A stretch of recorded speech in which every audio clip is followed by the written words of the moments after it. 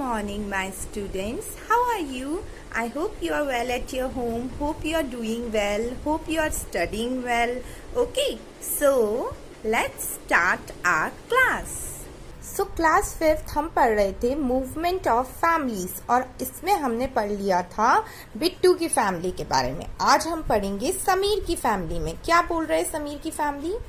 Sameer who had a small family including his wife, a son and a daughter, worked in the village on daily wages. Sameer है वो किस किस के साथ रहता है? उसकी वाइफ के साथ, उसका एक बेटा, उसकी एक बेटी, और वो सब कहाँ वर्क करते हैं? विलेज में, है ना. डेली वेजेस मतलब रोज का कमाते हैं, रोज का खाते हैं. His son was studying in class 12th और उसका बेटा जो है वो कौन सी क्लास में पढ़ता है? 12th क्लास में. And daughter in class 9th और डॉटर किस में पढ़ती है? 9th क्लास में. When his son passed his board examination, he had to send him from the village to get higher education. 12th में था सन, तो सन ने उसने क्या कर लिया? 12th क्या होती है? बोर्ड होती है. तो उसने अपने बोर्ड के एग्जामिनेशन पास कर लिए. अब वो किस में आ गया? कॉलेज में आ गया.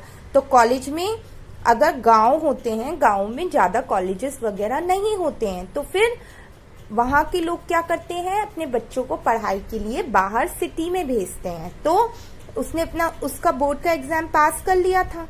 अब उसको कहाँ भेजना था? हायर एजुकेशन के लिए, यानी कि कॉलेज करने के लिए उसको बाहर भेजना था. He thought he, son, would have to stay there alone for studies and it would be more costly. तो जो समीर था उसने सोचा कि उसके सन को, उसके बेटे को बाहर रहना पड़ेगा अकेले, और इससे क्या होगा? बहुत ज्यादा खर्चा होगा. After 3 years he will have to send his daughter to out of village for higher education. तो अभी उसकी बेटी किस में थी? 9th क्लास में थी. 3 ईयर बाद वो किस में आ जाएगी? 12th क्लास में. तो उसके बाद उसको भी उसे वो बाहर भेजना पड़ेगा, उसकी बेटी को भी, समीर को.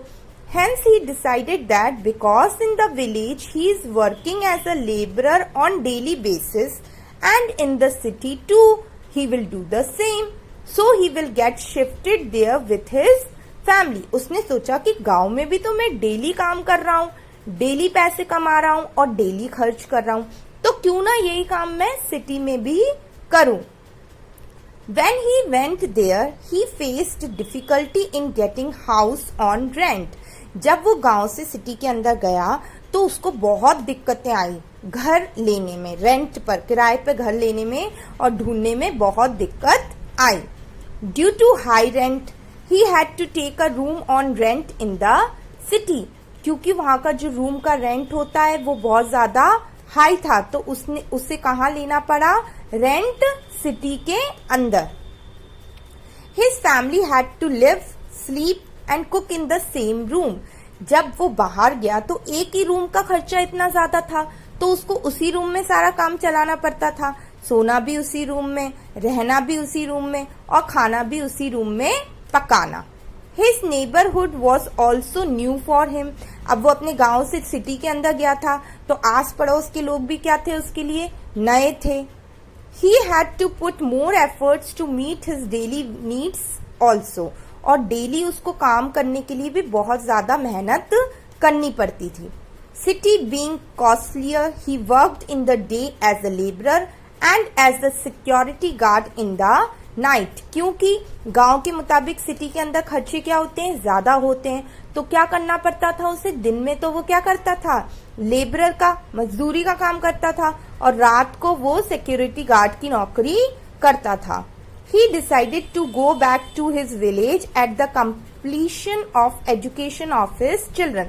उसने ये सोचा कि जैसे ही मेरे बच्चों की पढ़ाई पूरी हो जाएगी मैं यहाँ से वापस अपने गांव चला जाऊंगा. You might have seen around you that some children have to leave their homes for higher education.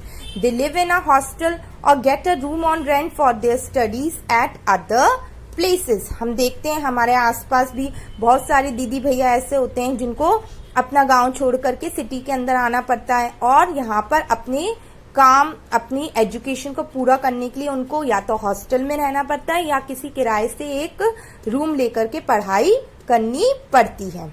Do you know, sometimes family have to move out of their native country for educational, occupational और various other reasons. तो अब हमें ये समझ में आ गया कि जो फैमिलीज का मूवमेंट होता है वो सिर्फ एक ही चीज की वजह से नहीं होता है. बहुत सारी ऐसी चीजें होती हैं जिनकी वजह से उनको एक जगह से दूसरी जगह जाना पड़ता है. एजुकेशन, यहाँ समीर को क्या करना पड़ा, अपने बच्चों की पढ़ाई के लिए एक जगह से दूसरी जगह जाना पड़ा.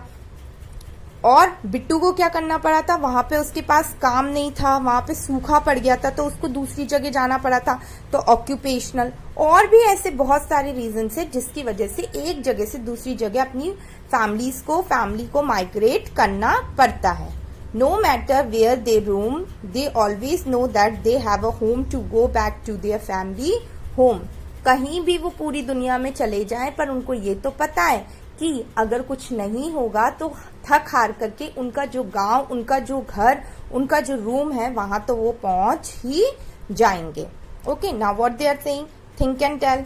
From your family or other families around you who has gone out of village, city for education or has come to your place from outside. Children, these are basically the questions which you have to find it out. Okay, अपना दिमाग लगाना है, अपना सोचना है, video को बार बार देखना है, अंडरस्टैंड करना है चैप्टर को, and then you have to answer these questions. Okay children, try to answer these questions. So this is your homework for today. Try to find out all the questions which are written in this question box. Okay children, tomorrow we will continue our chapter.